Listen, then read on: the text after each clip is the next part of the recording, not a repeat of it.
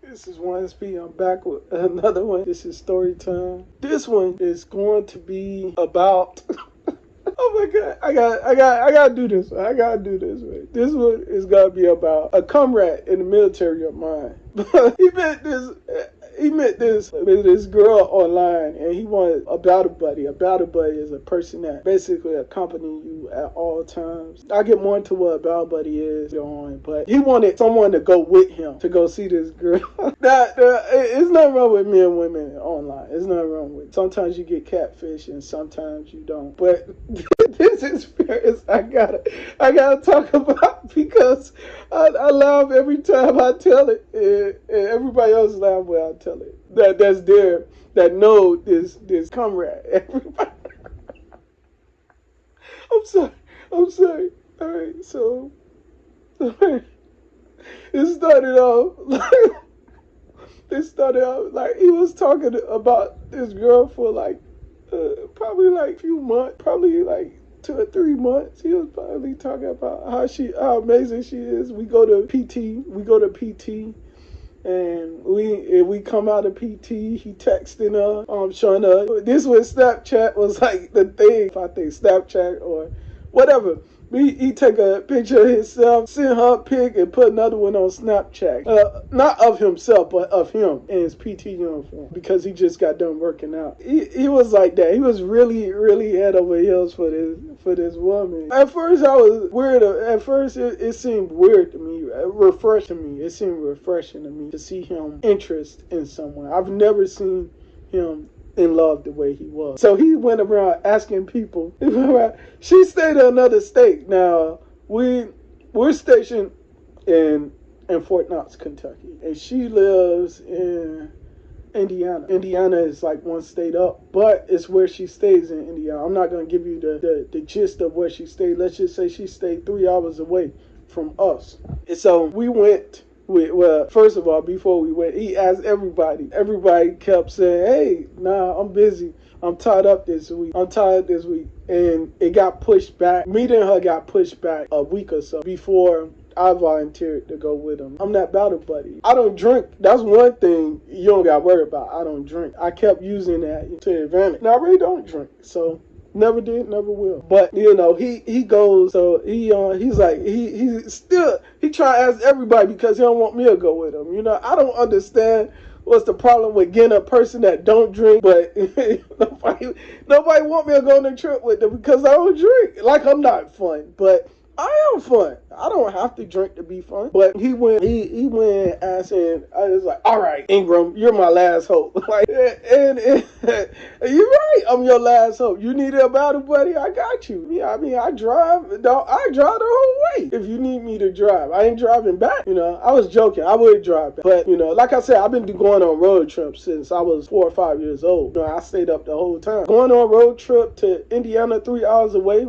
When we went to Alabama, almost 9 miles away because of the amount of breaks we took, gas breaks we took. My uncle had a Cadillac back then. My uncle had a Cadillac, and one of them old Cadillacs, you had to get gas a lot. Even the new ones, you got to get gas a lot. What am I talking about? But they got electric Cadillac, electric SUV, Cadillac SUV, so you don't have to get gas breaks. But you got not fuel up, you got to charge it as much as you got to get gas.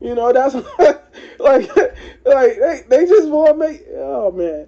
Let's not get into Cadillacs and GM cars, but people rejecting him, he finally said, okay, we'll do it. We're going this weekend. That was before I was a 7-day Adventist, before I started observing the Sabbath. Yeah, we wound up going on a Friday, and we were planning on coming back Monday. We was planning on coming back Monday, so we were in a leave form. We wound up getting, I guess, Monday morning out from PE, and we wound up Monday duty call in the morning. That we wound up getting out of that as well, and we come back to duty call after everybody come back. So that'd be our first time coming back from that week. It worked out. I didn't do it for that, but I'm glad that we did get that perk. But we wound up driving. I drove for probably like an hour, 2 hours. I drove for like an hour, 2 hours, and he drove the rest up there. We driving up to Indiana. It's a nice ride. I drove us into Indiana. It's a nice ride. Like I said, I enjoy sight. I enjoy looking at stuff like rivers and and trees and looking at deer on the road. I get into another story about that later on. We go, and I'm not giving out Comrade name. I'm not giving out his name for security purposes. I'm not giving out his name or anything like that. But I can tell you he was a comrade of mine. He was in my unit. So I still love the guy to this day. We deployed to Afghanistan together. We watched each other back. That's my comrade to the end. I didn't know I was going to deploy with him around this time. But after this fact, we deployed later on together. So, like I said, I love this guy to the end. I respect him with all my heart. I love him with all my heart. Still alive. He's not dead. He's not hurt to my knowledge. But yeah, so we go up into Indiana. He take the ride. When we get into Indiana, when we get in there, we finally get to our house. It's a funny part. We had the GPS. So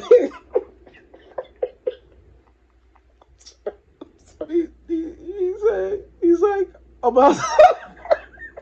I'm outside. He goes outside in front of the car. He's like, this the house right here. I remember the house from her videos, and she taking pictures. See the address right there. This is where she lives. And I'm like, okay, she home? He's like, yeah, she home. She told me she'll be home. All right. So he's like, I'm outside. Hey, I'm outside. Hey. And he's like, oh, she's just probably getting ready. She should have been ready, man. It's been 3 hours. He's like, nah, she's just playing. Come on, I'm outside. I'm right here. I'm in front of you. I kid you not. He's like, stop playing. I'm right here.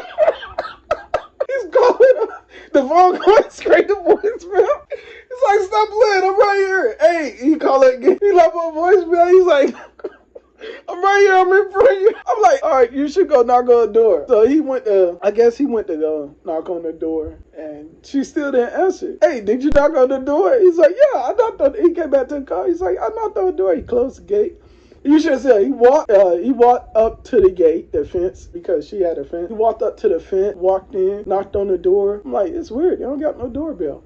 But it was dark. I ain't seen no doorbell. But I seen him knock on the door, and then he knocks again, and then he waits. Then he knocks again, walks away from the door, come back to the gate, close the gate, then he comes to the car. You know, I was a little worried, first of all, because I'm not the right race to be in that community. He is, but I'm not. I didn't want to be there. And he's like, well, maybe we should stay in town until tomorrow. And I'm like, no, we need to leave. I understand he got catfish, and I told him if she really cared about you, she would have been waiting when you got there. I'm in your area, please be outside, or be outside when I get in your area. She should have been outside, or she should have been waiting to go outside. When you said I'm in front of your house, she should have been like coming out the house or already out the house. When you call her and let her know, I'm like in your front yard. Like she should have been out there, or if she had to go to a bathroom, she should have been hit you up like, hey, I text you or call you, hey, I gotta go to the bathroom right quick, I'll be right back. But no, she wasn't really into him. I told him the sad thing about this is that she's going to hit you up tomorrow or sometime next week and tell you she's sorry. She wants you to come back and she didn't mean to hurt you. And I told him, like, look, no, you're not coming back. If she wants